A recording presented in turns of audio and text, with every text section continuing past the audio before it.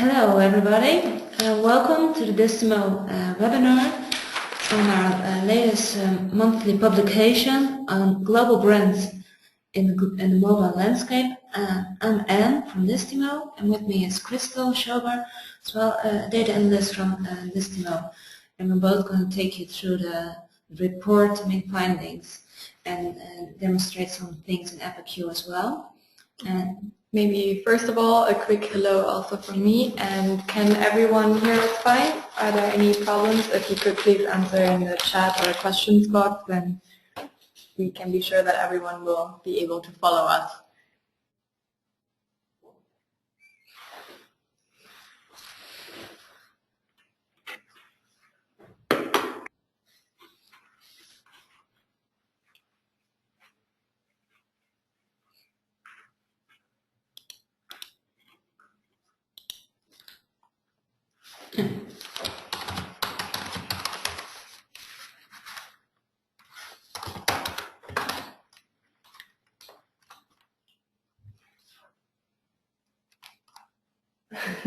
We just typed something in the chat box. Maybe we could get a quick feedback from you all.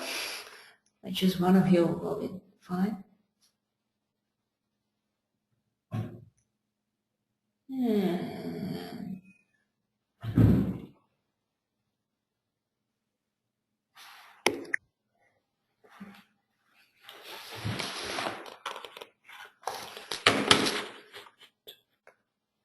Yes. Oh, that's good. Right through here.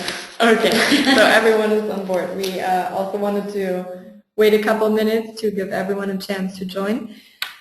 And I think we're complete for today. And first of all, we will just start with a quick overview of Distimo. And for those of you who don't know us that well yet, like Anna said, we're both analysts at Distimo, and Distimo is basically an app analytics company, which mainly means that we analyze the mobile app stores, and for that we support all the major ones globally, including of course the Apple App Store for iPhone and iPad, Google Play, the Amazon App Store, and these are also mainly the stores that our report was based on for this month. And also for our analytics user, you can check out more information about that on our website, of course. I don't want to go into much detail, but we support all the other major app stores as well as the ad networks. Yeah, and basically our services will enable you to track downloads and revenues as the main interesting metrics about the app performance, and this will enable you to get information about your competitors or the market as a whole. And especially for this month's publication, we focused on how the brands are performing in the app world, and Anna will give you a few examples and some major findings that we based from our product AppIQ. And yeah, AppIQ basically gives you all this information that I was just referring to. Yeah, the main examples Anna will talk about are focused on the brands, and I'll hand the word over to her now. Thank you very much, Crystal. So we used Interbrand's Best Global Brands 2013 for this base as for the analysis. So we looked which of those brands we could find or match publishers or apps within our in the app stores, and that's we looked into the Apple App Store, Google Play Store, and the Amazon App Store for this report. The last 2 years we also published on the best global brands in the app stores, and I tried to get some more details of those findings to place the current findings in a better perspective than just was mentioned in the report. So yeah, like I said, we used this best global brands of Interbrand, and we measured on downloads and revenue data using those from Distimo AppIQ, and all analyses are based on, when applicable, October 2013. So not the whole year's data, just the last month to keep it an actual comparison. So So, the first time we published top global brands was in 2011, and we looked in what was the presence of the top global brands in the different app stores. For now, I just picked on the ones we also looked in this year. So 2 years ago, you could see that the brands had the highest presence on iPhone, followed by iPad, followed by Android, now known as Google Play, followed by Amazon. So that's for iPhone, iOS that's 86%, and Android that's 59%.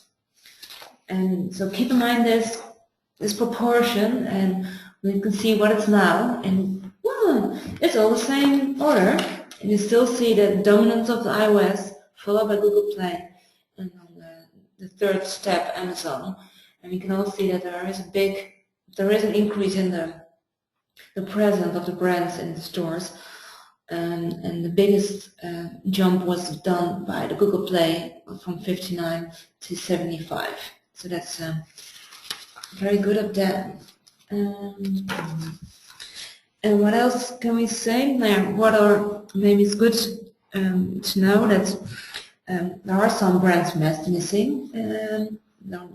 Don't have any app published in Apple App Store, Google Play Store, and Amazon App Store. And so the 8 that are missing on the Apple App Store are the same that are missing in Google Play Store and the Amazon App Store. So the 92 is the highest number we can get out of them. So it's good to know. And some examples of brands that are missing are Corona, Jack Daniels, Kleenex, yeah. That's about the presence. Now, last year we looked as well into how many apps do these top global brands have in the app stores. We looked which had the most apps in the Apple App Store. That were in September 2012 were Sony, Disney, Samsung, MTV, and SAP. And that's for the United States. And you can see compared to 2011, that is already a big increase on the number of apps they published. And if you even compare it to this year's numbers, you can see in the first 3 columns, you can see the Apple App Store again. You can see that the number of apps has usually increased. Take in mind 287 for Sony last year. We had 141 over there. So you can see the user increase. And furthermore, it's interesting to see that again, Sony, Disney, and Samsung are represented in the Apple App Store, but you see that MTV and SAP are replaced by Volkswagen and Nestle. And Volkswagen even surpassed Samsung in the number of apps. Now, here as well, the other stores, Google Play and the Amazon App Store, you see again the dominant names of Sony, Disney, in both other stores. You can see some other names in there as well. Of course, you can see the dominance of Google in the Google Play Store and the dominance of Amazon in the App Store. But interesting to see, for example, in Amazon is the quite big presence of Adobe compared to the others. And while Panasonic is pretty big in Google Play. So that's about the presence of apps in the app stores. If we go down to how many downloads are those apps of those brands actually making in the app stores, because it's all fine to have an app, but if it's not downloaded, it's not used, not meaning anything. So that's really key. And we looked, okay, in the report we have all kind of lists, what are the top apps per store, etc. But for now, I just would like to focus on the sector breakdown. What are the main brands, type of industry making the most downloads? And you can see that technology and media are the biggest ones in there. That is technology, the biggest for Google Play and Apple App Store, and it's placed second in the Amazon App Store. Media the other way around. Third big sector is retail. One very big brand in the retail sector of the top global brands is eBay. It's a very important, of course, it's very combining, of course, the technology side. And other notable thing is the relatively big presence of automotive being the fifth sector popping up. And it's not that logical to be that big of downloads. But a huge number of the big brands have apps, and there are all kinds, navigation, lifestyle, etc. And it's really a sector that made the use of the apps quite well, seeing in the number of downloads. So the apps with the most downloads from the brands are the brands, the sectors that are service-orientated businesses. So that's what we can see very well from this side. So this is the high level. You can see which are the main brands and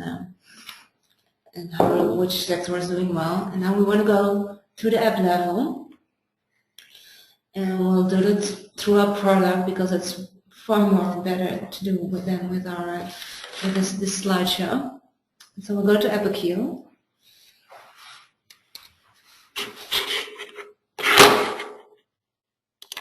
And first, just to let you see how things are related, this is our top publisher overview.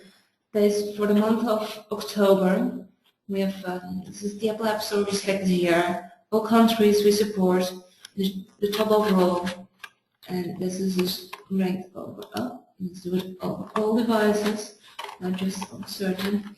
And you can see again here the dominance of some of the top global brands. Google is in the top, Apple, Disney, you can see those there.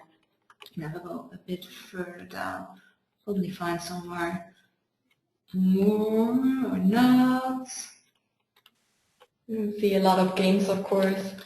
Yeah, here's Amazon, and BlackBerry is not in there. Adobe is here, so you can see that they're pretty well represented even in those top publishers, and that's a way bigger league than just the global brands. There's all the developers going out there.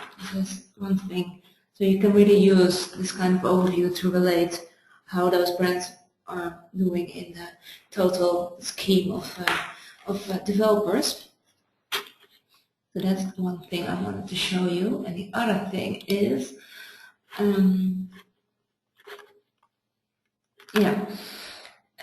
we have in our report the Alice in Wonderland game from the Apple App Store and from the Google Play Store. It was represented in both the most revenue-generating app, the top level brands. So one of the hits apps of October, for that matter. You can see how they are performing here in the Apple App Store. So this is our revenue tab. I've selected the two Alice games for the Apple App Store and Google Play Store now. Just compared United States, but I can also compare all countries, and it looks sort of the same, and the actual revenue. So you can see that it's a big number here, and now let's see how they're doing it.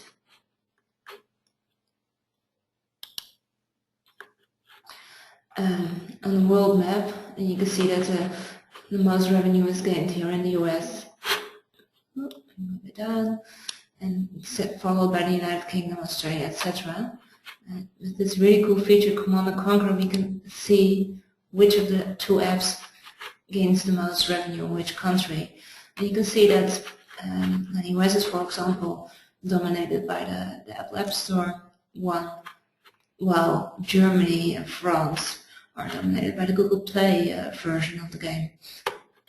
In Germany it's quite a big difference. France is a bit smaller, but you can see how the app is doing in the world. You can use this. And now I would like to give the word back to Crystal to show some more examples. Yeah, I think I'll keep this map a little bit on here.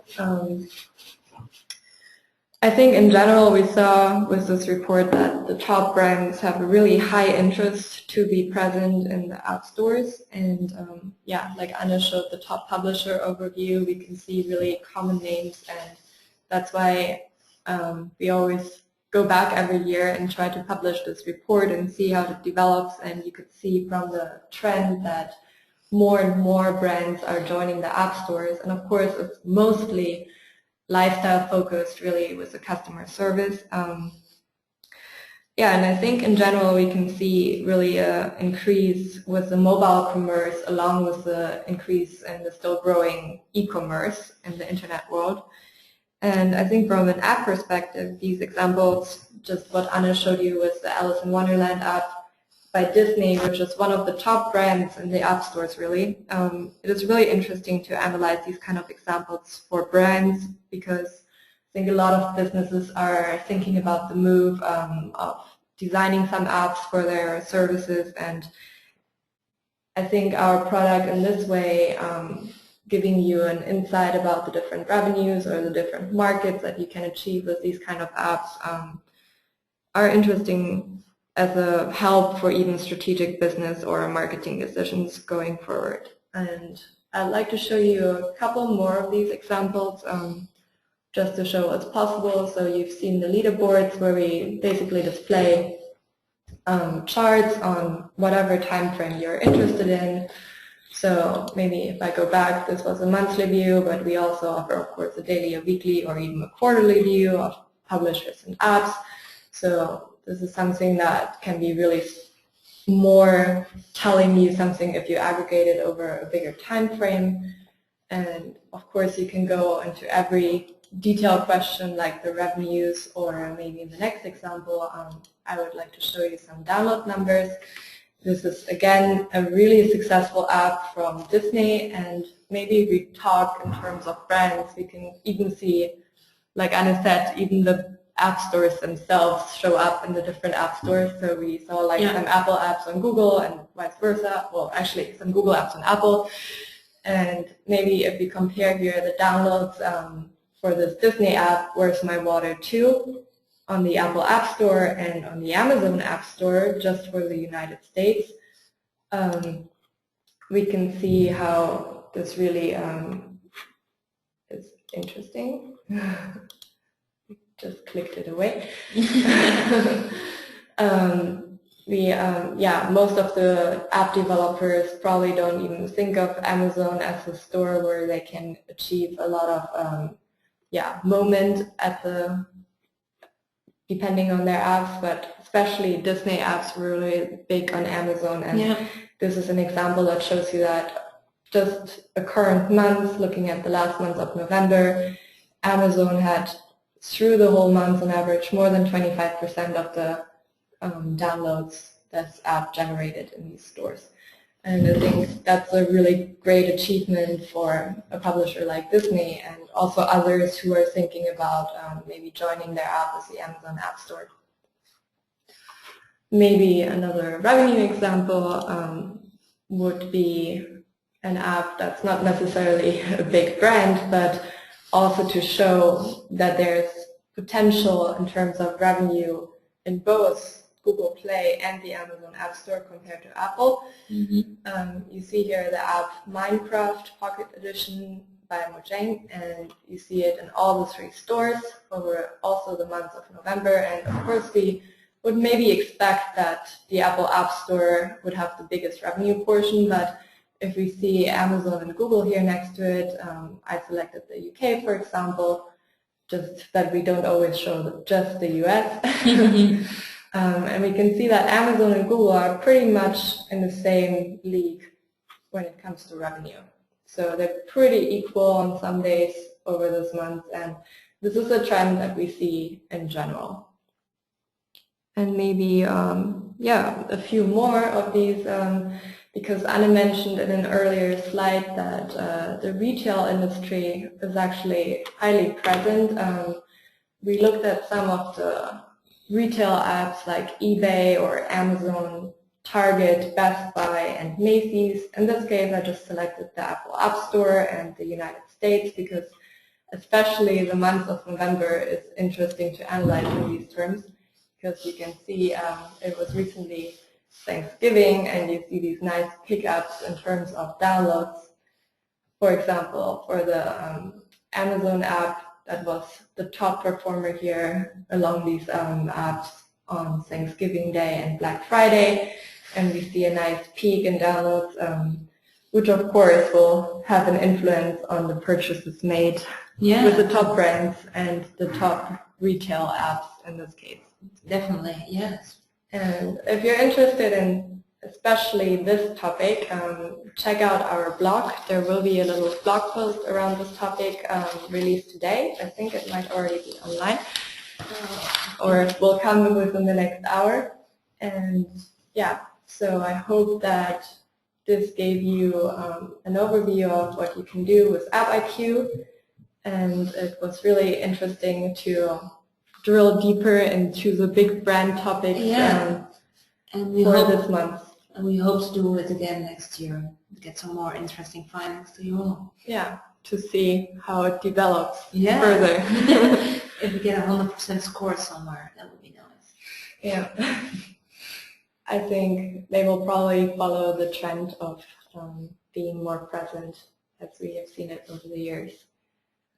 And so this is pretty much all the data that we wanted to give you an overview about. The slides will, of course, be available online again, and we will follow up with a little blog post to give you the links where you can download them and find them. And if you have any questions, please feel free to send them over. Yeah, as always.